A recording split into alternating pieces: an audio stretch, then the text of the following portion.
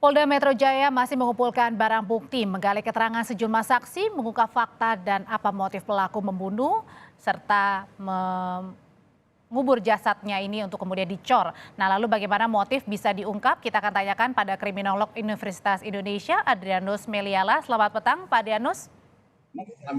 Selamat petang. Ya, Pak Adrianus, ini sebenarnya motif pembunuhan bisa diungkap nggak? Karena kan pelakunya sudah bunuh diri, sudah meninggal dunia. Iya lah, Anda segala.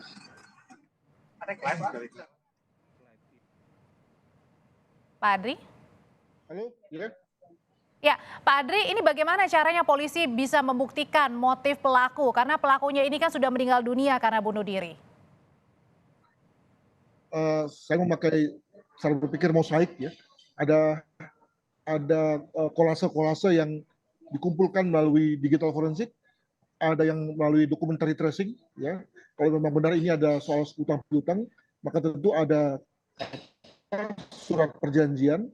Demikian juga bisa dikumpulkan bukti dari visum et repertum. Demikian juga dari TKP.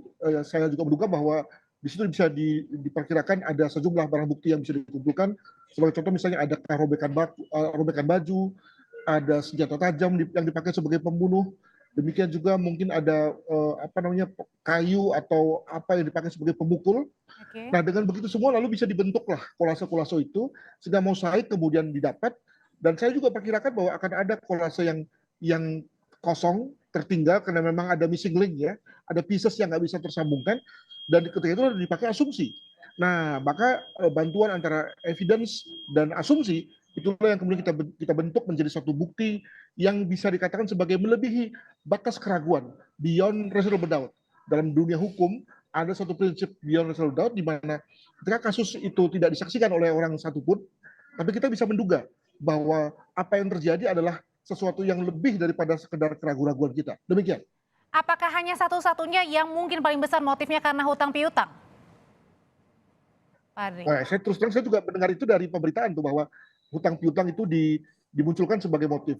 Jangan lupa bahwa misalnya ketika polisi mengatakan bahwa ada satu dari kedua korban itu misalnya diketahui tidak memakai busana, bukankah itu motif juga jadinya? Ya, kita lalu mengembangkan satu pemikiran bahwa jangan-jangan ada tidak pidana susila di sini, ya, sehingga kemudian lalu motifnya baru lagi. Jadi saya kira kita mengikuti saja apa yang muncul di pemberitaan dan kita berusaha untuk mengembangkan satu imajinasi walaupun yang terdidik ya, tidak liar ya dalam hal ini, begitu.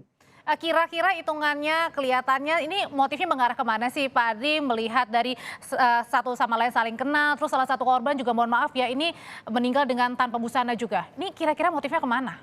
Saya kira kita harus menunggu dulu ya digital forensik dan kemudian dari hasil visum, karena di situ saya kira akan menyumbang sekitar 70% dari kolase itu ya. Sebab tadi dengan digital forensik misalnya akan ketahuan betulkah bahwa memang ini soal hutang piutang, karena pasti akan terlihat di perbincangan. Benar bahwa perbincangan antara dua orang yang sudah saling kenal itu kan tidak lagi kelihatan tujuannya, fokusnya, tapi kita bisa menduga-duga apa yang menjadi inti masalah.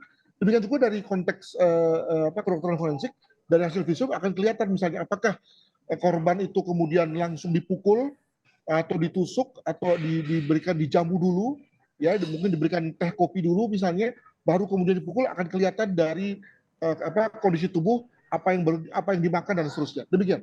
Apakah ada persamaan juga dengan seperti kasus Wawon begitu karena korbannya dicor gitu?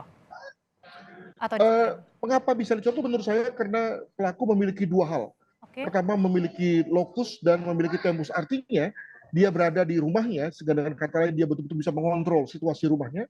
Dan yang kedua tempus, dia memiliki waktu, dia tidak perlu melakukan segala sesuatu terburu-buru. Jadi dia bisa gali, bisa beli split, bisa beli pasir, bisa beli semen, lalu kemudian dia masukkan korban, dia olah, lalu kemudian dia cor. Itu semua hanya bisa terjadi kalau pertama dia lakukan di tempat yang dia familiar, dan yang kedua dilakukan pada waktu dia memiliki waktu yang amat longgar. Maka menjadi menarik karena begitu kemudian kedua korban itu berhasil selesai dicor, lalu kemudian pelaku bunuh diri. Ini sesuatu yang menurut saya aneh ini ya. Karena kalau kita bicara mengenai orang yang membunuh setelah bunuh diri setelah Baik. membunuh, maka biasanya berlangsung setelah kejadian begitu. Ada kejanggalan tapi motifnya masih ditunggu. Kita tunggu dari pihak polisian. Terima kasih Kriminolog Universitas Indonesia Pak Adrianus Meliala. Sehat selalu. Terima kasih.